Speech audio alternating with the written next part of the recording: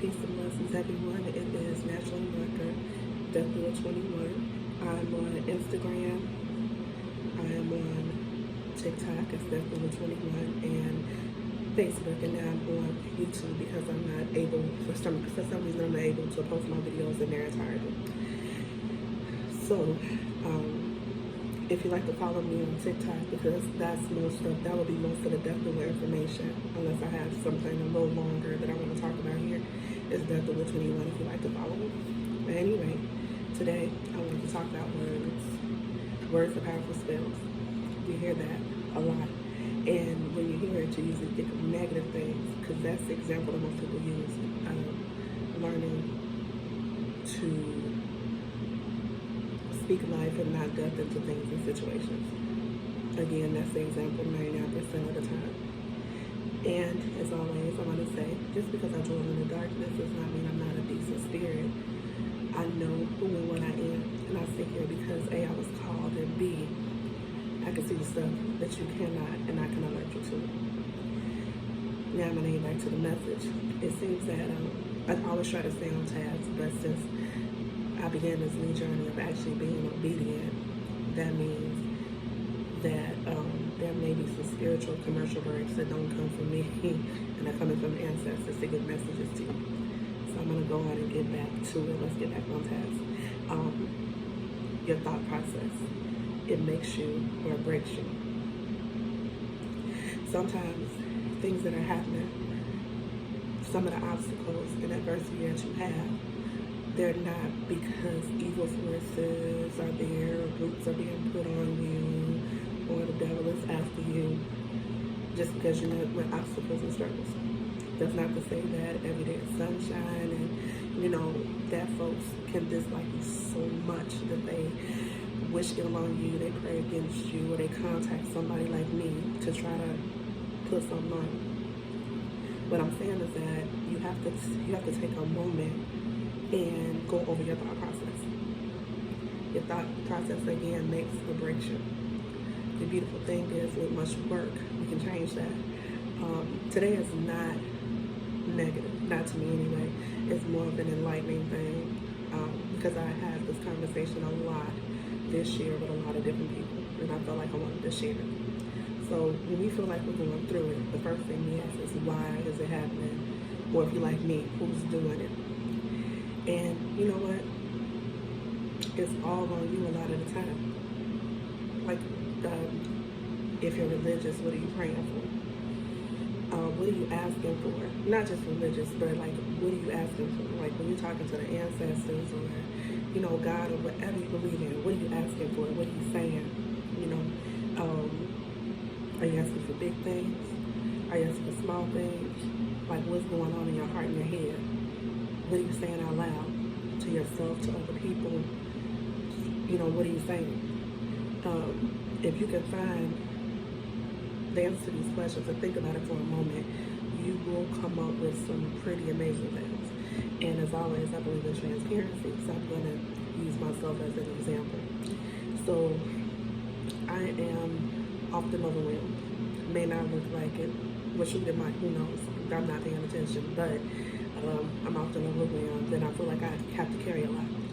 Sometimes I feel like I carry it very well, like a living ancestor that I aspire to be, and sometimes I drag it like a heavy garbage bag full of trash or whatever, because I don't want to get in trouble, but y'all know my mouth, so I drag it like a garbage bag. Nonetheless, I still carry it, and I get the things done. I was sick of that, so I have to delve into shadow work, which is my favorite thing to do. Shadow work is very important to me. And when I did that, what I found is that I don't ask for small stuff, ever. And that's not a problem unless you don't recognize it, and I can say I didn't recognize it.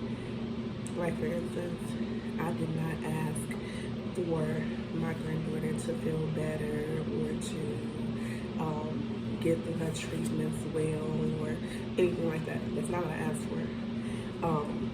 What I asked for was complete restoration. I asked for total and complete healing. Total and complete healing from here on out. Not just for her, but everybody that comes after us, everybody that's here. I don't want anybody else to be That's what I asked for. I also asked for her side effects. I feel like I can take it with my position and the gifts that I have. I can take it. I didn't want her to suffer from the side effects if possible. And if the ancestors would give them to me instead of her, maybe this would make her journey a little easier because she's only 3 years old. And I did it because I'm a person that once I ask for something, I leave it be. I don't mess with it anymore. I try not to. I learned that lesson to put it in a pot, turn it on low, put the top on it, and walk away from it. Because if you don't, you can mess it up.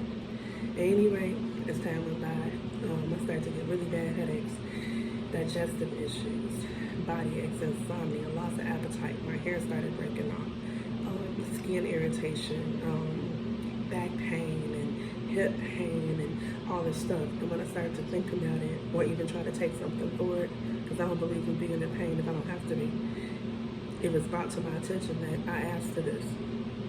All the things that I had going on, or have, because I still do have some of that stuff happening, is because I asked for that. So the back pain comes from the spinal tap. The spinal tap she has to get. The hip pain comes from the bone marrow biopsies that she has to take, and all the other stuff. And I was like, you know what? I'm not gonna take anything. I'm gonna ride it out. Anything that I can do to help her feel better, that's what I did. Then we go to other things.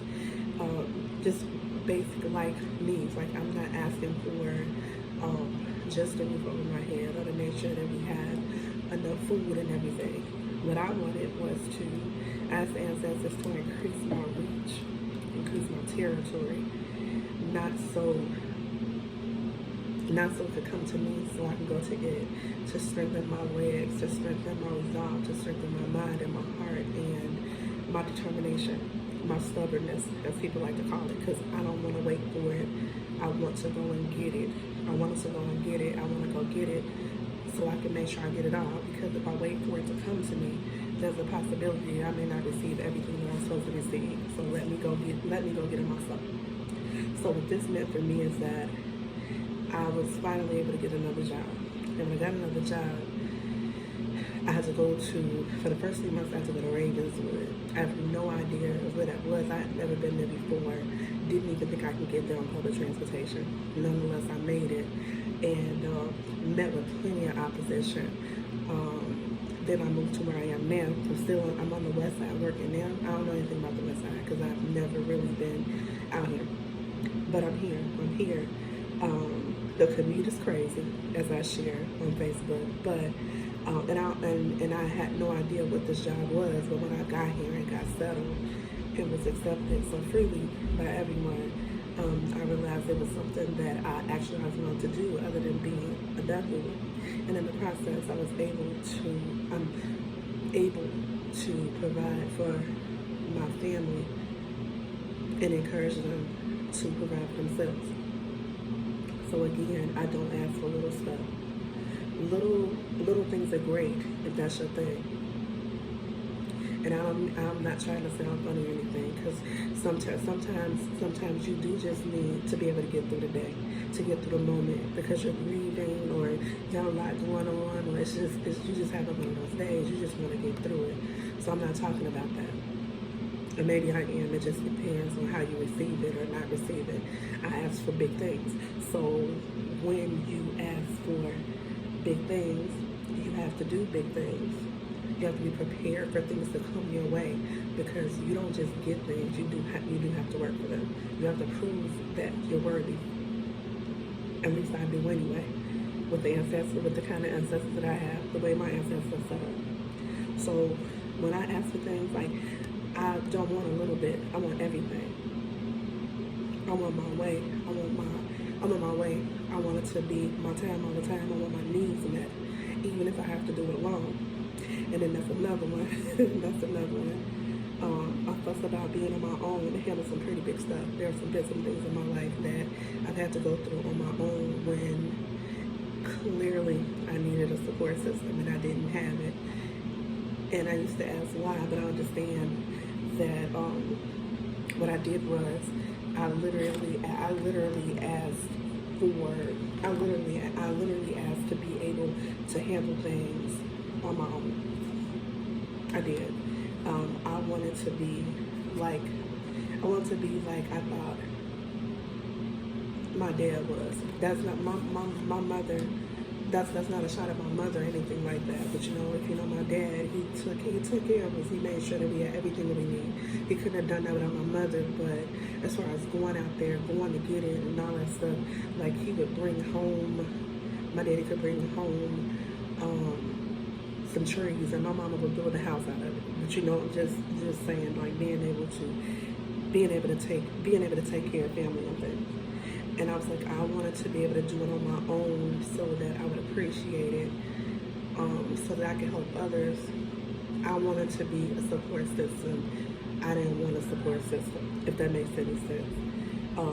But now, as I get older, it's getting a little heavy because, you know, our elders don't tell us everything. Some things, I guess, they felt like we had to learn on our own, or they were just going through it and didn't think to share, you know. We do. I know that a lot of us do that. But now that it's heavy, very heavy, I can admit that I'm going to have to put my pride in my bra and my purse and be specific the next time I have a talk with myself or with my ancestors about what I need in order for things not to feel so heavy. So again, before you go looking for like who did it, pulling out the tarot cards, calling me up, or you know, going to YouTube and watching the videos about who did what or whatever it is. I just want you to just stop for a moment, and I want you to consider your thought process. And if it's not working for you, just say, for instance, if you are like me and ask for big things and that's not working for you anymore, you can definitely break it down into smaller things. Your life is yours. Everyone is a universe. You are the God of said universe, and you can change it at any time that you need to, anytime that you want to. That's what I want you to know. I'm not saying that it's easy, but it can be done because I'm doing it myself. There's a lot of things that I didn't do, didn't accept, had my mind made up that I was going to do a certain thing, only to turn around and change it. And though I was kicking and fighting about it, it has definitely worked for me. So I'm going to stop here, and as always, I'm here for you. Because again, social media and stuff says that things are too heavy for people to talk about, and everybody doesn't want to hear everybody's issues. I do, because we all need to be heard. Everybody needs to be heard. Everybody needs an ear. Everybody needs an ear. Everybody needs a shoulder, because it gets very taxing on the mind and the body to have to hold everything in because you feel like somebody don't want to hear. I do. So if you were ever in need of somebody to listen to, or whatever it may be, you know, you can always contact me. So peace and blessings. Have a great day.